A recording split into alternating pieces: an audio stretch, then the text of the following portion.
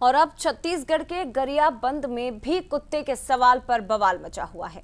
दरअसल एग्जाम में question paper में मोना के कुत्ते का नाम पूछा गया और यहाँ भी ऑप्शंस में भगवान राम का ही नाम दिया गया।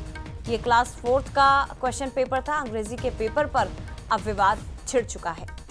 देखिए, इस पूरे विवाद को लेकर हिंदू संगठनों में भारी आक्रोश है। शिक्षा विभाग के खिलाफ प्रदर्शन किया गया। इधर विश्व हिंदू परिषद, सर्व हिंदू समाज एक्टिव हो गया है और सड़कों पर उतरकर प्रदर्शन किए जा रहे हैं। मेनपुर की अर्धवार्षिक परीक्षा का यह मामला है। महासमुंद से भी इस तरह का मामला सामने आ चुका है, जहां इसी तरह एक कुत्ते का नाम पूछा गया था और उसमें भी ऑप्शंस में राम नाम का भी एक ऑप्शन था और उसके बाद भी काफी ज्यादा विवाद देखने को मिला था। लेकिन सवाल यह है कि क्या ये जानबूझकर किया जा रहा है?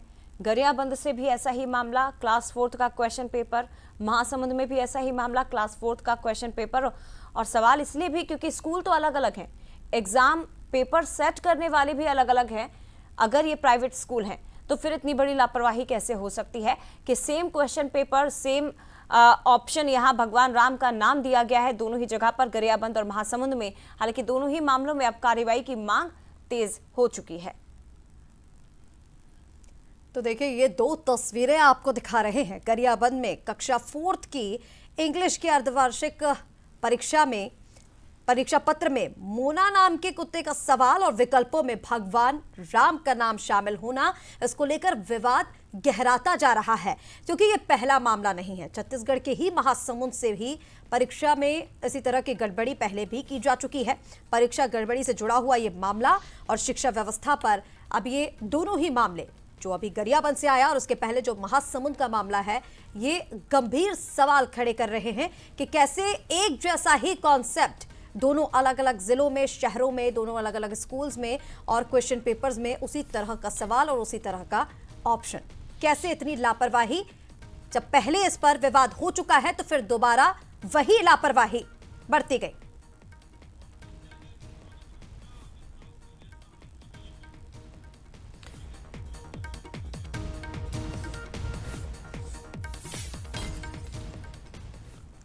और चलिए, इसी पूरे मामले पर हमारे साथ राजनीतिक मेहमान जुड़ रहे हैं। कांग्रेस से हमारे साथ अजय गंगवानी जी जुड़ रहे हैं और इसी के साथ बीजेपी से हमारे साथ जुड़ रहे हैं अमित साहू जी।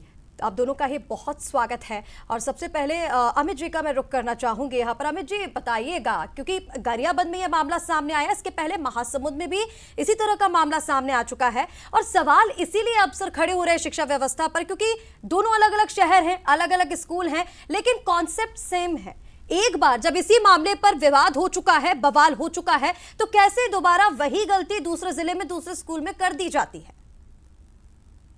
देखिए, ये मामला मेरे परसों ही संज्ञान में आया था। जब महासमुंद का मामला उठा था उस समय तो उस पर कार्रवाई कर दी गई, तो वहां भी कार्रवाई करने की तैयारी कर रहे हैं। क्योंकि देखो, भगवान रामचंद्र जी वो पूरे देश के आस्था के केंद्र, ना कि भाजपा और कांग्रेस के, और उनके नाम के साथ अगर इस तरह का खिलवाड़, अगर इस तरह का कृत्य किया जा रहा है तो उस पर कठोर से कठोर कार्रवाई होगी। और मेरा तो पूरा ये रहेगा कि शिक्षा मंत्री जी से मेरी बात भी हुई कि ऐसे डीओ को और ऐसे जो इसके अपराधी हैं, ऐसे कृत्य करने वालों का, उसको तत्काल रूप से सस्पेंड किया जाए, ना कि किसी प्रकार की सजा दिया जाए, उसको सीधा बर्खास्त किया जाए। ऐसे मैंने मांग शिक्षा मंत्री जी से भी की है कि ऐसी लापरवाही, क्योंकि मैं ये सोचता हूँ, क्योंकि हम तो छत्तीसगढ़ वाले हैं, छत्तीसगढ़ के प्रत्येक व्यक्तियों के हृदय में बसने वाले राम है, क्योंकि ननिहाल है छत्तीसगढ़ भगवान रामचंद्र जी का। और यहाँ पर उनके नाम के साथ और आस्था के साथ अगर खिलवाड़ होगा तो ये किसी पर्सनल के आस्था के साथ खिलवाड़ नहीं, चाहे वो कांग्रेस हो चाहे वो भाजपा हो, यहाँ पर हर हिंदुओं के आस्था के साथ खिलवाड़ है। इसलिए इस पर कठोर से कठोर कार्रवाई क्या ये जानबूझकर किया गया लग रहा है सर आपको?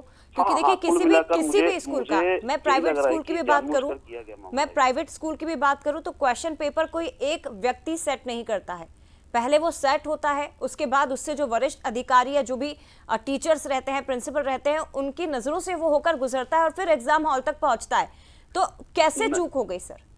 नहीं, बिल्कुल बिल्कुल, ये जानबूझ के किया हुआ मामला है और उसको नोटिस भी जारी हो गई है। और नोटिस भी जारी हुआ तो फिर जब गरियाबंद का मामला भी मेरे सामने आया तो मैंने सीधा बात की शिक्षा मंत्री जी से कि ऐसे लोगों को सीधा नौकरी से बर्खास्त किया जाए, कि ऐसे लोगों की स्थान नहीं, क्योंकि ये पूरे समाज में और ठीक है। व्यवस्था ठीक है अमित जी, यानी कि कहीं ना कहीं कहीं आप मान रहे हैं कि ये चूक नहीं है, ये लापरवाही है, क्योंकि जैसा कि बिल्कुल आपने भी कहा लापरवाही है, कि ये बिल्कुल बड़ी लापरवाही। लापरवाही। अजय जी से भी जवाब ले लेते हैं, हमारे साथ बने हुए हैं। अजय जी, क्या कहेंगे इस मामले को लेकर? पहले एक जगह पर विवाद हो चुका है, बवाल हुआ, सभी को पता है कि इस तरह की लापरवाही हो चुकी है, लेकिन दूसरी जगह फिर वही सेम गलती, सेम चूक कर दी जाती है। और अब तो अमित जी कह भी रहे हैं कि तो जानबूझकर की गई गलती है।